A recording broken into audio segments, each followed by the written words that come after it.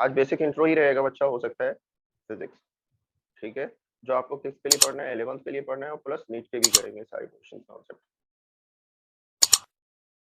ठीक है।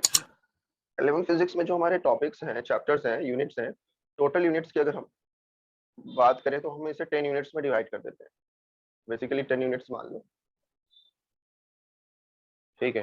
अब 10 यूनिट्स में जो होता है एक एक्स्ट्रा यूनिट्स यहाँ पे ऐड होता है, जैसे यूनिट 0 अगर हमने नाम दिया है यूनिट जीरो जिसको हम लोग बोलते हैं बेसिक मैथमेटिकल टूल, क्या बोलते हैं बच्चों, बेसिक मैथ्स, ठीक है। यूनिट 2 जो हमारा होगा, यूनिट 1 जो होगा हमारा वो physical world, physical world and unit and dimension, ये हमारा होता है यूनिट एंड डायमेंशन, ठीक है।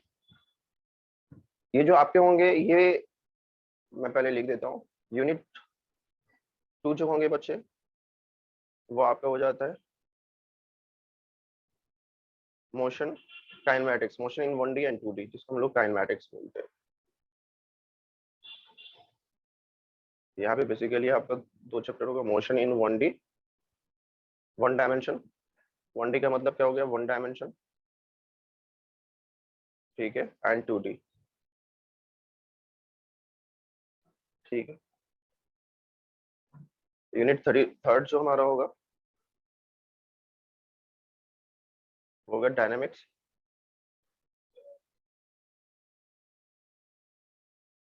ठीक है। डायनामिक्स में बेसिकली हमारा क्या जाता है, Newton's law of motion, NLM, ठीक है बच्चों। यूनिट 4 जो हमारा हो जाएगा वर्क पावर एनर्जी, लिख लीजिए जल्दी जल्दी, ठीक है। एंड नेक्स्ट मैं एक बार लिख देता हूँ फिर एक्सप्लेन करूंगा, लिख लेना, या नोट्स चाहिए तो नोट्स भेज दूंगा। यूनिट 4 वर्क पावर एनर्जी होगी। यूनिट 5 जो हो जाता है बच्चा वो हमारा जाता है रोटेशनल मैकेनिक्स,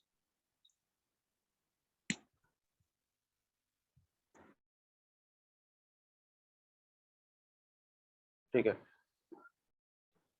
उसके बाद आ जाइए यूनिट 6 जिसको आप ग्रेविटेशन बोल सकते हो। ये चैप्टर का मुझे समझ में नहीं आता है यहाँ क्यों डाला है, इसका कहीं कोई लिंक ही नहीं है। यूनिट 6 ग्रेविटेशन हो गया। यूनिट 7 बच्चा जो हमारा हो जाएगा रोटेशनल मैकेनिक्स के बाद आपको होता है mechanical properties of solid and fluid mechanics, एक ही है, mechanical properties of solid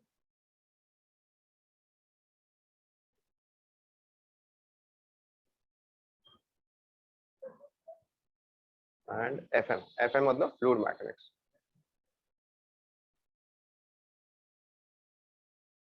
okay बच्चों। यूनिट 7 के बाद आप आ जाओ यूनिट 8 पे, जो आपको बेसिकली पढ़ना होता है thermodynamics,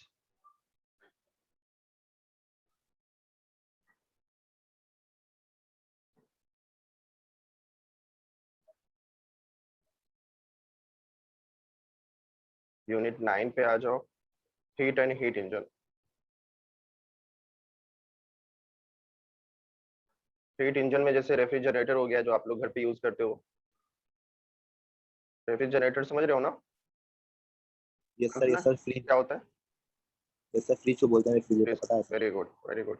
heat and heat engine and last हो जाएगा हमारा oscillations and wave, oscillations and wave,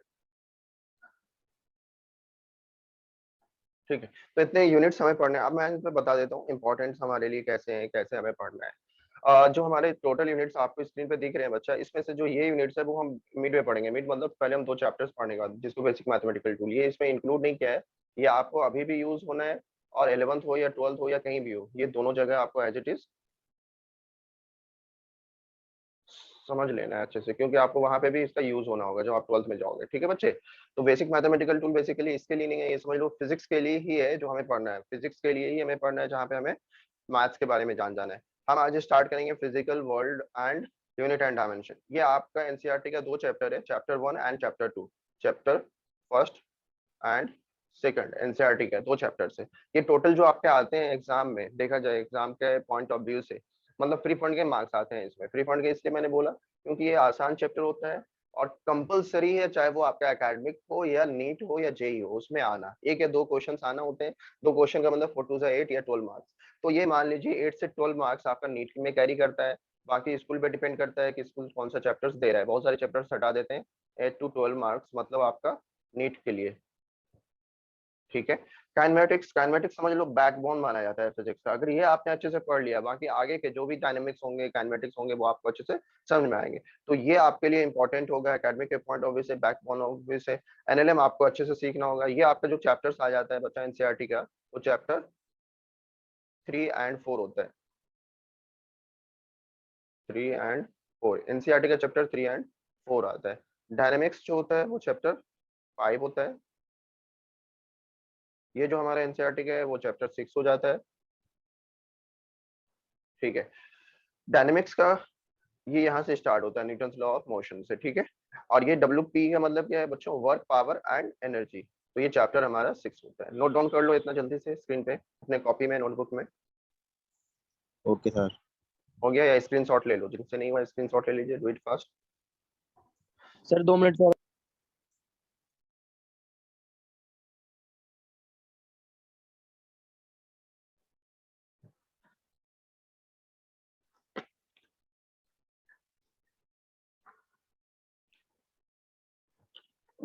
हो गया बच्चा? Yes sir, yes sir. अब देखो रोटेशंस की अगर हम बात करें, रोटेशंस, रोटेशंस ये सबसे ज्यादा बच्चों को करता है कि सर ये समझ में ही नहीं आता है मुझे, इसमें क्या है। क्योंकि इसमें थोड़ी सी मैकेनिक्स के साथ साथ दोनों चीजें यूज होती है, ट्रांसलेटरी मोशन भी होता है और रोलिंग मोशंस भी होता है। तो इसे समझने के लिए, रोटेशन समझने के लिए आपको मतलब पीछे का सारी चीजें आना चाहिए। और डोंट वरी, इसको मैं बहुत अलग तरीके से पढ़ाता हूँ। ये डेफिनेटली, ये गारंटी रहेगी आपको ये समझ में आएगा ये चैप्टर। तो ये इंपॉर्टेंट है बहुत ज्यादा।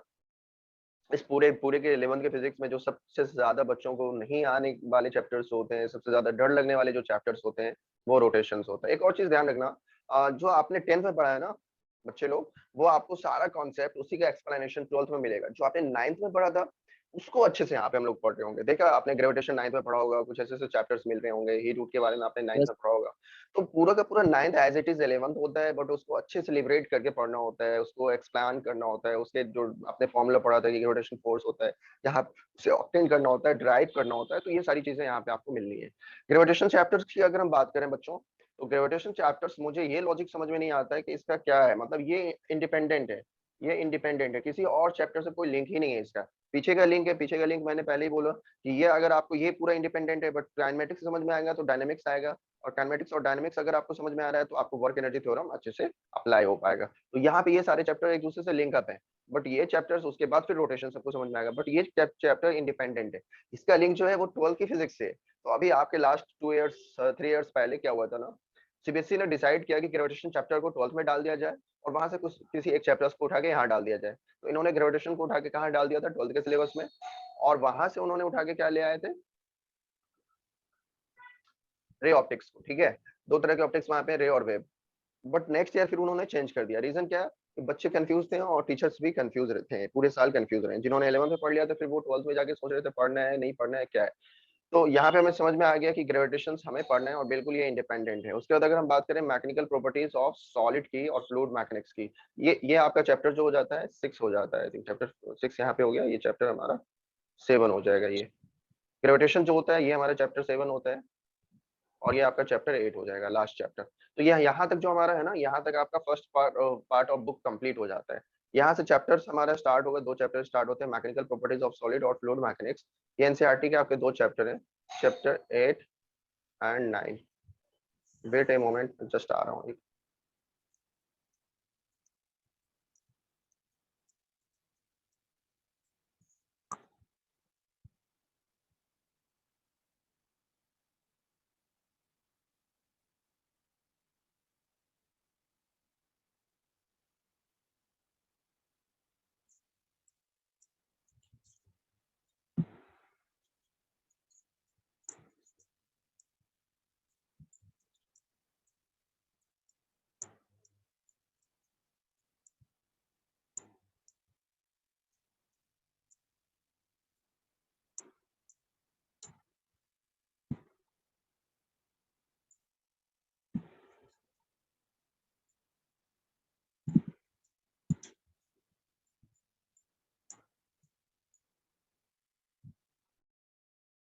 Hello sir.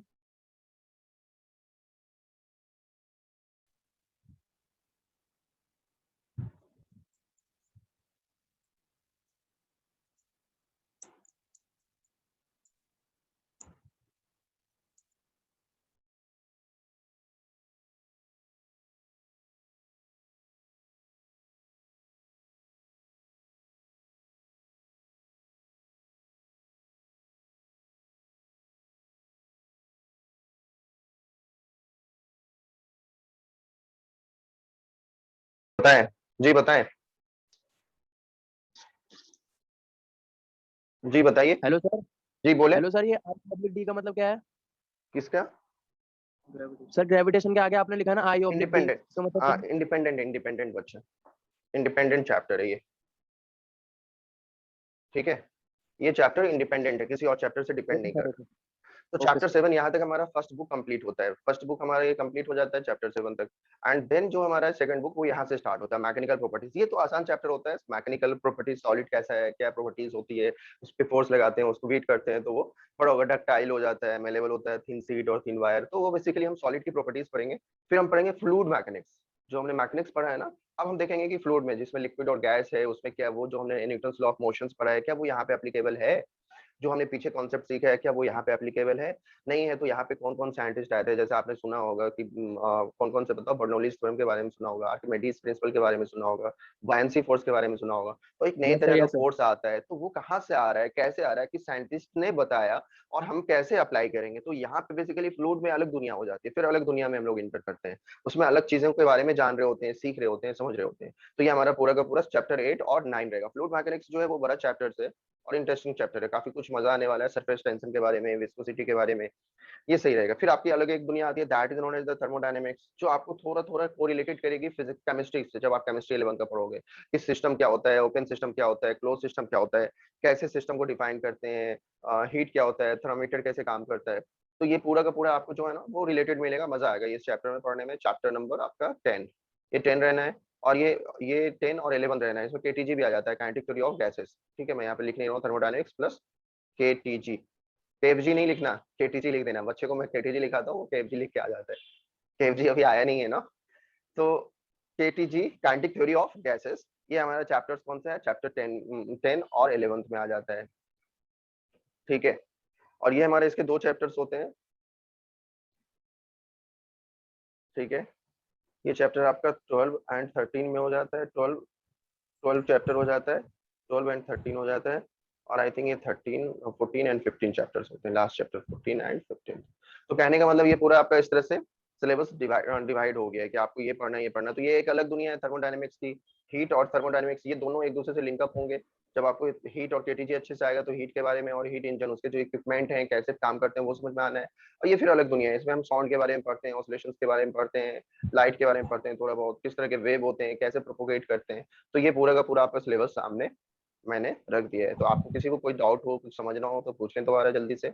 हमने देखो कुछ नहीं किया, हमने बेसिक सिर्फ बताया कि हमने क्या क्या पढ़ना है। तो अभी जो हम स्टार्ट करेंगे, बताओ बच्चों कौन सा चैप्टर हमें स्टार्ट करना है। सेकंड बुक, सेकंड स्लीड वाला लिख लिया आप लोगों ने सारे? जल्दी नोट डाउन कर लीजिए, स्क्रीनशॉट ले लीजिए, थोड़ा अब स्टार्ट करते हैं स्पीड में। चलिए, तो अभी जो हमें पढ़ना है बच्चों, अभी जो हमें पढ़ना है वो हम स्टार्ट करेंगे यहाँ से, physical world unit and dimension से। तो ये हमारा मेन टारगेट होगा, इसे कंप्लीट करेंगे तो मोशन इन 1D भी पढ़ लेंगे। 1D के बाद तब हम आएंगे बेसिक मैथमेटिकल टूल पे। ठीक है, तो 1D के बाद 2D में जरूरत पड़ती है, तो 1D के बाद जहां से जरूरत पड़ेगी वहां से हम लोग सीख लेंगे, बीच में नहीं सीखेंगे। ठीक है ना, जहां से जरूरत पड़ेगी बेसिक मैथमेटिकल टूल के बारे में, तो वहीं पे हम एक उसी नोट्स बुक में आप कंटिन्यू कर लेना बेसिक मैथमेटिकल टूल लिख के, और फिर हम लोग आगे बढ़ते जाएंगे, कैरी ऑन कर लेंगे। चलिए, तो मैं स्टार्ट करूं। Yes sir. हमारा जो टॉपिक्स है, यूनिट्स है, लिख लीजिए, हेडिंग डाल लीजिए। जो हमारा हेडिंग है चैप्टर्स का वो है, आई थिंक मीटिंग एंड हो जाएगी 10 मिनट में, फिर दोबारा रिज्वाइन करना होगा। ठीक है बच्चे, आ जाएंगे आप लोग। हम दो पार्ट्स में यूनिट 1 जो हम लोग पढ़ रहे हैं, यूनिट 1 वो दो पार्ट्स में हम लोग ब्रेक करेंगे। यूनिट 1, सर पहले आप सर बेसिक मैथमेटिक्स में पढ़ाओगे सर? नहीं पहले नहीं, पहले हम लोग फिजिक्स पढ़ रहे हैं तो फिजिक्स पढ़ लेते हैं ना कुछ। ठीक है, उसके बाद बेसिक मैथमेटिकल। ओके बच्चों, मैंने लिख दिया है ना, देखो यहाँ स्क्रीन पे मैंने लिख दिया था कि हमें क्या पढ़ना है। पहले पहले हम ये करेंगे, सबसे पहला काम हमारा ये वाला पार्ट होगा, ये physical world unit and dimension. इसमें कोई बेसिक मैथमेटिकल टूल की जरूरत नहीं होती, एकदम सिंपल फिजिक्स होता है, फिजिक्स को समझना होता है, फील करना होता है। मोशन इन 1D भी हम लोग पढ़ेंगे एंड देन आफ्टर हम लोग बेसिक मैथमेटिक्स पढ़ेंगे, ठीक है ना, तब आपके पास चीजें आ जाएगी। तो हमारा यूनिट्स 1 है बच्चा, जो यूनिट्स 1 है उसमें हम लोग हेडिंग डाल लीजिए यूनिट 1। हम लोग यूनिट के टर्म में पढ़ेंगे, ठीक है। आपके स्कूल में हो सकता है चैप्टर 1 चैप्टर 2 किया जाएगा, यहाँ पे उसी को मैं 2 पार्ट में ब्रेक कर दे रहा हूँ। फर्स्ट पार्ट जो पढ़ेंगे हम लोग वो है फिजिकल वर्ल्ड,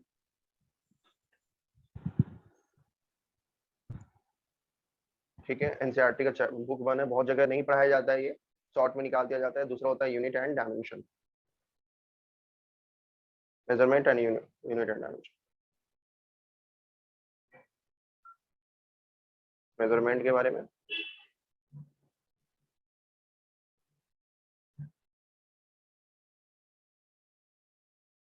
ठीक है, तो ये हमारा चैप्टर एनसीईआरटी का 2 है। तो हमें जो पढ़ना है वो हमें पढ़ना है फिजिकल वर्ल्ड। चलिए दुनिया आते हैं, फिजिक्स की दुनिया। फिजिकल वर्ल्ड का मतलब ही क्या हो रहा है बच्चे लोग, बोलो। फिजिक्स की दुनिया। हाँ, तो अब फिजिक्स की दुनिया में आप लोगों का स्वागत है, आ जाइए। फिजिकल वर्ल्ड के बारे में जानते हैं। सबसे पहली चीजें इसमें जो पढ़नी होती है वो सबसे पहला क्वेश्चन होता है व्हाट इज फिजिक्स। टॉपिक जो भी पढ़ेंगे व्हाट इज फिजिक्स, फिजिक्स है क्या। अगर आपसे कोई पूछे कि क्या होता है फिजिक्स, उन्हें नहीं पता। दूसरा हम लोग पढ़ेंगे इसकी स्कोप क्या है, स्कोप एंड एग्जिस्टेंस, कैसे एग्जिस्ट करता है, कब तक एग्जिस्ट करेगा। जो भी लॉ पढ़ रहे हैं क्या हर जगह वैलिड है या नहीं है। ग्रेविटेशन पढ़ लिया हमने, क्या ग्रेविटेशन हर जगह वैलिड है, स्पेस में कहीं पे भी लग रहा है, सरफेस पे भी लग रहा है और कहीं पे भी वैलिड है या कहीं पे एक्सेप्शन है इनका, तो वो देखेंगे scope and existence of physics,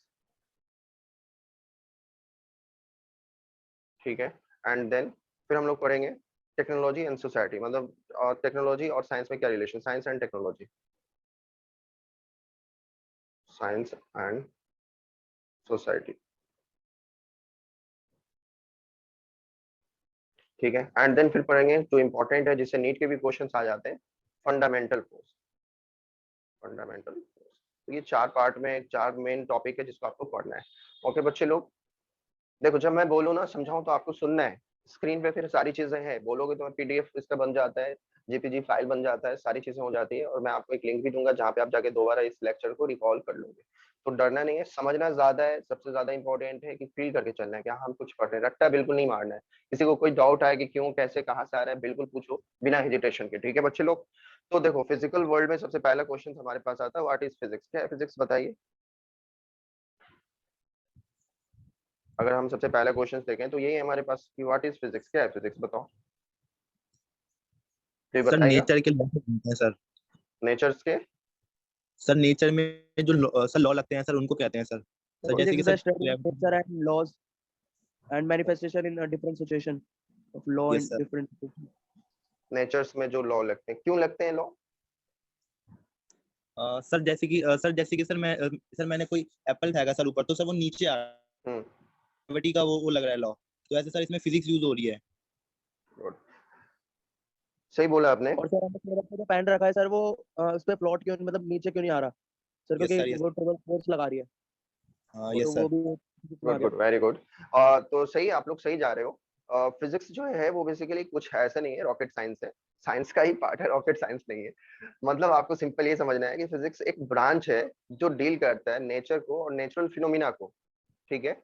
deal करता है नेचर को और नेचुरल फिनोमिना को। नेचर में सारी चीजें आती है, आप अर्थ पे कैसे एग्जिस्ट कर रहे हो, क्या एटमॉस्फेयर है, सन क्यों रिवॉल्व कर रहा है अराउंड द अर्थ, अर्थ क्यों रिवॉल्व कर रहा है अराउंड द सन, दूसरे प्लैनेट क्यों नहीं एक दूसरे में कोलाइड कर रहे हैं।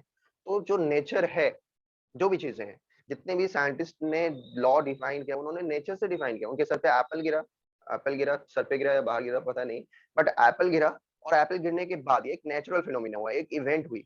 जब इवेंट हुई उन्होंने उस इवेंट को ऑब्जर्व किया और फिर उन्होंने क्या किया, उसके सीक्रेट को जाना और लोगों के सामने ला कर रख दिया, भैया देखो ये एप्पल गिरने का रीजन ये है, और ये ऐसा नहीं है एप्पल पे लगता है, हर चीज पे लगता है। तो उसके सीक्रेट को जानना, उसके फिनोमिना के बारे में जानना कि ऐसा कहाँ से हो रहा है। तो नेचर में अभी भी बहुत सारी एबंडेंस फॉर्म में चीजें हैं।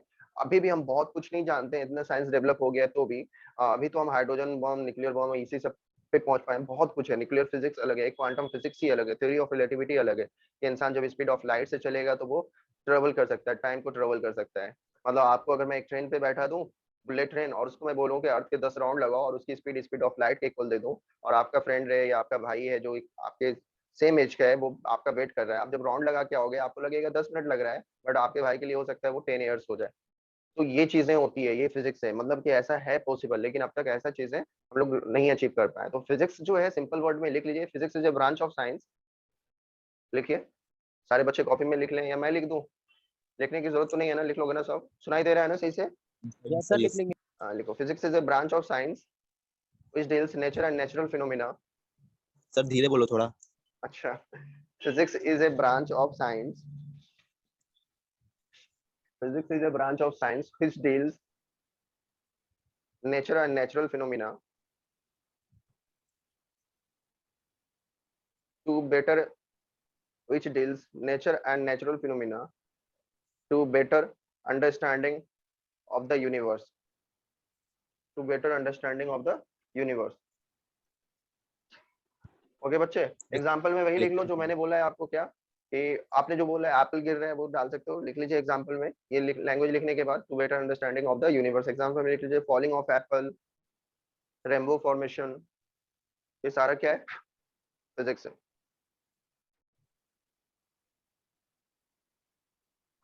हो गया? चलिए, सर अब देखो जो भी हमारे फिजिक्स होता है, जो भी चीजें होती है, साइंटिस्ट जो भी लॉ देते हैं, जो भी लॉ आता है, जो भी चीजें हमारी आ गई, फिजिक्स की बात हो गई, अब हमारी बात होगी कि लॉ के बारे में। लॉ कैसे आता है, कैसे चीजें आती है फिजिक्स में, कैसे लॉ डिफाइंड हुआ। जैसे एक एग्जांपल लेते हैं कि मान लो ये प्लांट है एप्पल, एग्जांपल जैसे फॉलिंग ऑफ एप्पल की हमने बात की, ठीक है, और यहाँ से एप्पल एक गिर रहा है नीचे, आप बैठे हो। हाँ बोलिए। सर आपने जो डेफिनेशन लिखवाई है वो लिखवाई है कि physics is a branch of science which deals with nature and natural phenomena. तो सर हाँ, जो लाइट होता है, लाइट तो सर हमारे नेचुरल फिनोमेना में आता ही नहीं है। कैसे नहीं आता है लाइट तो बच्चा? सर बच्चा कैसे नहीं है? लाइट कैसे नहीं है नेचुरल फिनोमेना? लाइट जो आ रही है वो जनरेट होकर ही आ रही है ना, नेचर से ही तो आ रही है। सर जो ये वाली लाइट है वो नेचर से थोड़ी आ रही है। जैसे जो ट्यूब लाइट होती है, बल्ब होते हैं सर, वो नेचर से थोड़ी आ रही है। नेचुरल फिनोमिना नेचर में हो रहा है ना, ये फिनोमिना आपने क्या हो या फंडामेंटल जो नेचर में ऑलरेडी नेचर से नेचुरली एग्जिस्ट कर रहा है, या आपने बनाया हो, तो आपने नेचुरल रिसोर्सेज को यूज करके ही तो बनाया। तो ये नेचर और नेचुरल फिनोमिना, जो नेचुरल में फिनोमिना हो रहा है, जैसे रेनबो का बन जाना, ये एक फिनोमिना हुआ, ये तुम्हें अपेयर हो जाना, इलेक्ट्रोमैग्नेटिक वेव दिखना। अब वही मैंने कहा ना कि अभी बहुत सारी चीजें हैं, हमें सिर्फ क्या दिखता है नेकेड आई से, वो रेडिएशन दिखती है, वो लाइट दिखती है जिसको हम क्या कर पाते हैं, हमारी आई जो बनी है, गॉड ने हमें बनाया है कि हम उसे देख पाए, और हम उसे देख पाते हैं, जिसको हम कहते हैं व्हाइट लाइट, विजिबल रीजन। ठीक, बट ऑन द टाइम मैं आऊंगा, आप लोग ऑन टाइम रहे एकदम। और मैं बिफोर 5 मिनट्स पहले ही रहूंगा, आप लोग 5 मिनट्स पहले ही आके ज्वाइन कर सकते हो क्लास में। Okay sir. करके स्टार्ट कर दूंगा, ठीक है? तो ये हमने देख लिया, यहाँ पे हमारे ये सारी चीजें कहानी होगी। तो अब देखो कैसे नहीं वैलिड है, जैसे हम एटम्स की बात करें, एटम्स का न्यूक्लियस होता है जिसमें प्रोटॉन्स और न्यूट्रॉन्स होते हैं। आपको पता है कि इलेक्ट्रॉन्स स्क्रीन पे मतलब इस तरह से रिवॉल्व कर रहा होता है अराउंड द न्यूक्लियस, पता है ना सभी को?